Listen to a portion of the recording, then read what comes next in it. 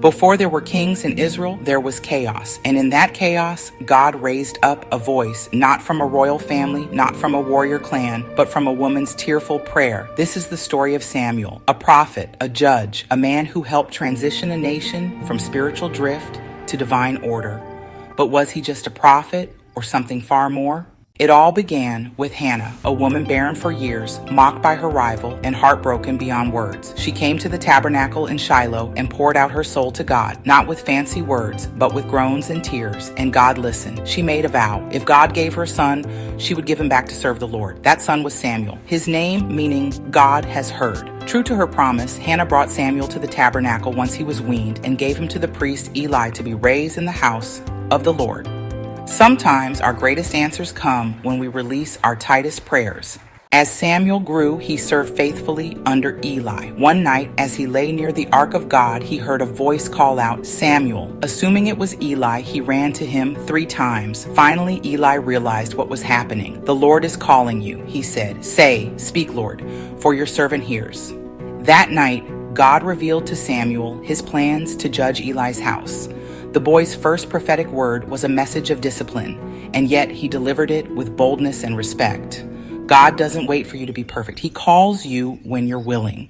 From that moment on, Samuel's reputation grew. 1 Samuel 3:19 says, "The Lord was with Samuel as he grew up, and he let none of Samuel's words fall to the ground." Everyone from Dan to Beersheba recognized that Samuel was God's prophet. He was different. He didn't chase power. He didn't seek position. He listened. He obeyed. And he interceded for Israel in a time when true leadership was rare. God doesn't bless titles. He blesses obedience. When Israel turned away from God and worshipped idols, Samuel led them back. He called a national gathering at Mizpah, where he prayed and offered sacrifices on their behalf. That same day, the Philistines attacked, but God thundered from the heavens and threw their enemies into confusion. Samuel raised a stone and named it Ebenezer, meaning, "Thus far, the Lord has helped us." This was no ordinary man. He was Israel's last judge, a man who guided the people in prayer, justice, and faith.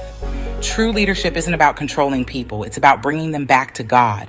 As Samuel aged, the people grew restless. They wanted a king like the other nations. This grieved Samuel, but God told him, "It's not you they've rejected, it's me as their king." Samuel warned them, "A king will tax you, take your sons for war, and rule with power." But the people insisted. And so, Samuel anointed Saul, the people's choice. He looked the part, tall and strong. But in time, Saul's disobedience would cost him his crown. When we force our will instead of trusting God's timing, we often get what looks good, but not what's best. After Saul's failure, God sent Samuel on a secret mission to Bethlehem. There among Jesse's sons, God chooses the least expected, the youngest, a shepherd boy named David. God tells Samuel, "Man looks at the outward appearance, but the Lord looks at the heart." Samuel anoints David, and the Spirit of the Lord rushes upon him. Though Saul remains king, David is now God's chosen one.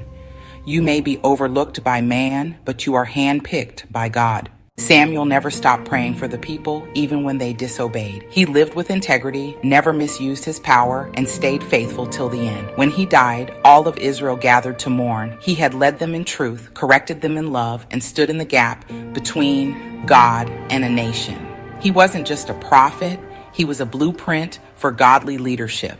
The life of Samuel teaches us that leadership starts with surrender, that hearing God's voice comes when we quiet our own, and that true power lies in obedience. If this message spoke to you, give it a like, comment your favorite moment from Samuel's story, and subscribe for more.